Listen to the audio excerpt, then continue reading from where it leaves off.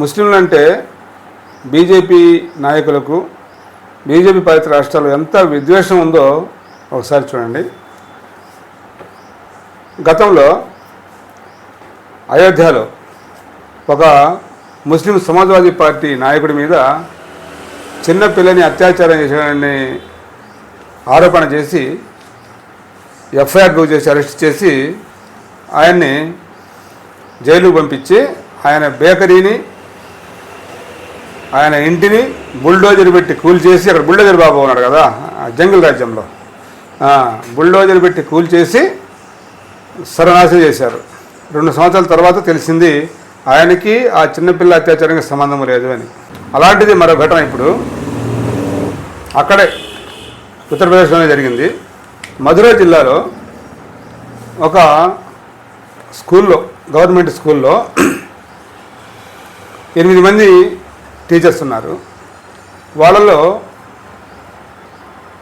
Head master ఒక ముస్లిం, John Mohammed అని పేరు. అయితే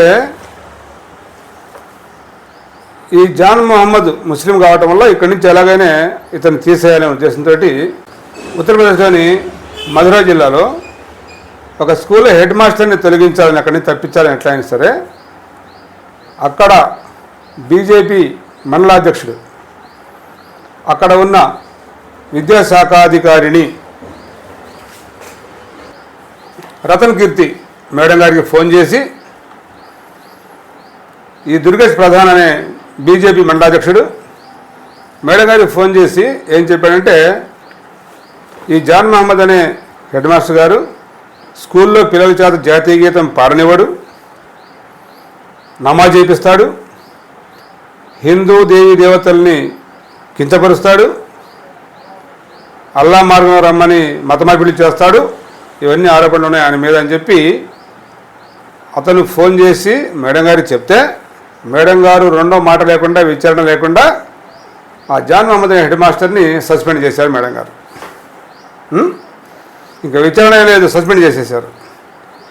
చేసిన తర్వాత మరుసటి రోజు విషయం తెలుసుకున్న గ్రామస్తుల్లో 80% అంతా హిందువులు. స్కూల్లో ఉన్న టీచర్స్లో ఈయన తప్ప మిగతా 7 హిందువులే. స్కూల్లో చదివే పిల్లలు 80% హిందువుల పిల్లలే. వీళ్ళంతా గ్రామస్తులంతా కలిసి ఆ విద్యాశాఖాధికారిని రతన్ కీర్తి మేడం గారి దగ్గరికి వెళ్ళి ఎందుకు సస్పెండ్ చేశారని అడిగితే ఇలా ఆరోపణ వచ్చింది దాని మీద. అంటే అలాంటి వ్యక్తి కాదు ఆయన చాలా మంచివాడు. ఆయన 15 సంవత్సరాలు ఇక్కడికి వచ్చి ఊరు వచ్చి ఆయన దగ్గర కులమత భేదాలు ఏమీ ఉండవు, నమాజులు చేయించాలి ఇట్లాంటి మాట వట్టి మాటలు, ప్రతిరోజు జాతీయ గీతం పాడిస్తాడు, చాలా క్రమశిక్షణ కలిగిన వాడు.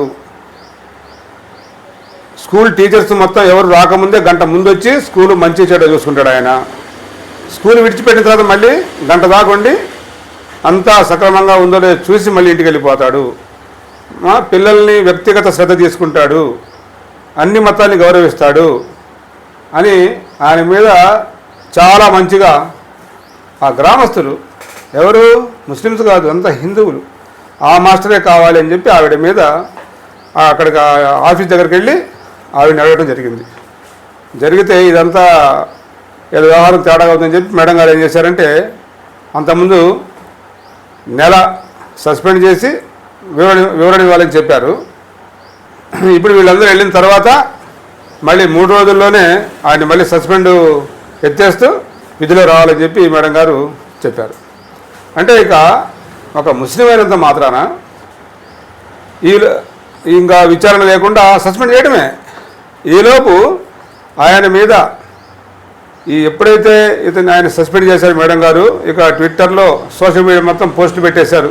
ఆయన ఇలా నమాజ్ చేపిస్తాడు, ఇలా జాతిగీతం పాడనివ్వడు, ఇలా తబ్లీగీ జమాయత్ వాళ్ళు వచ్చి ఆయన దగ్గర అంటే పిల్లల్ని మత మార్పిడి చేస్తారు, ఇవన్నీ సోషల్ మీడియాలో పెట్టేసరికి ఉంటారు కదా చాలామంది మతోన్మాదులు, వీళ్ళంతా రకరకాలుగా ఆయన మీద కామెంట్లు పెట్టను, అతని జిహాదీ అనను, పాకిస్తానీ అనను, అతని అట్ట చేయాలా ఇట్లా చేయాలని చెప్పి రకరకాలుగా బూతులు తిట్టి సోషల్ మీడియా అంతా హంగామా చేశారు. అదే గనక ఆ జాన్ మహమ్మద్ మాస్టర్ గారు గనక ఏదన్నా ఈ మనస్తాపం చెంది ఏదైనా చేసుకునే దానికి ఎవడు బాధ్యత? ఈ రతన కీర్తి మేడం గారు బాధ్యత వహిస్తారా? ఆ చెప్పిన దుర్గేష్ ప్రధాన అనేవాడు బాధ్యత వహిస్తాడా?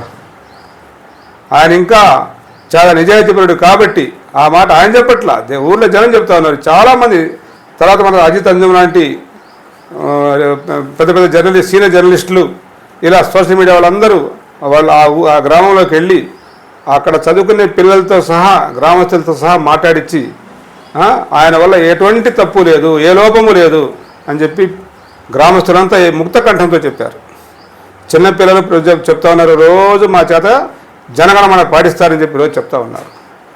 వీళ్ళు కూడా ఇప్పుడు ఈ జర్నలిస్టులు అందరూ ఆ పిల్లల చేత పాడించారు కూడా, రోజు ఇలా పాటిస్తారు మాస్టర్ గారు అని చెప్పారు. చాలా బాగా చూసుకుంటారు మాస్టర్ గారు మమ్మల్ని పిల్లలు చెప్తా ఉన్నారు. అందులో ఆయన తోటి ఉపాధ్యాయులు చెప్తా ఉన్నారు, గ్రామస్తులు చెప్తా ఉన్నారు. అప్పుడు మేడం గారికి కనువిప్పు కలిగి మళ్ళీ విధిలో తీసుకున్నారు. ఈలోపు కనుక ఆయన ఈ సోషల్ మీడియాలో ఈ బాధ భరించలేక మొన్న కనుక బస్సులో మేడం గారు ఒక ఆవిడ సోషల్ మీడియాలో బాగా పాపులర్ అవడం కోసం చాలా మర్యాద కలిగిన వ్యక్తిని బస్సులో నన్ను చెడుగా ప్రవర్తించాడని చెప్పి సోషల్ మీడియాలో పెడితే జనం కామెంట్లో తట్టుకోలేక ఆయన ఆత్మహత్య చేసుకుని చనిపోయాడు. చాలా మంచి వ్యక్తి. అలాగే ఏదన్నా ఈ జాన్ మహమ్మద్ మాస్టర్ గారు మనస్తాపం జరుగుంటే ఏంటి పరిస్థితి? అంటే ఇక ముస్లిమ్స్ అంటే ఇంతేనా? అంటే వాళ్ళ మంచి చెడు ఆలోచించరా? నిజమైన ముస్లిం ఎప్పుడూ తప్పు చేయడు. అలాంటిది మేడం గారు రెండో విచారణ లేకుండా సస్పెండ్ చేస్తారా? ఇప్పుడు మేడం గారి మీద చర్యలు చేసుకోవాలి కదా, ఈ దుర్గేష్ ప్రధాన అనే వాడి మీద చర్యలు చేసుకోవాలి కదా.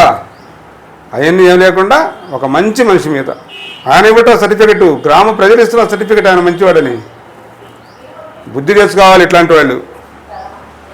ఇట్లాంటి సరే వాడంటే ఎవడో ఆ దుర్గేష్ ప్రధాన అనేవాడు బీజేపీ నాయకుడు కాబట్టి ముస్లింలు అంటే గిట్టదు కాబట్టి ఆయన మీద ఆరోపణ చేశాడు. ఆ ఆరోపణలు నిజమెంత ఉందని మరి అధికారిని కదా, మేడం గారంటే విద్యాశాఖ అధికారి అంటే అధికారి కదా, ప్రభుత్వ ఉద్యోగి కదా. అది నిజమో అబద్ధమో విచారణ జరిపి కదా సస్పెండ్ చేయాల్సింది. అంటే ముస్లిం అంటే సస్పెండ్ చేసేయటమేనా? ఇప్పుడు ఈ మేడం గారు సస్పెండ్ చేయాలి, అతని మీద ఎఫ్ఐఆర్ చేయాలి ఇలా చేసినందుకు.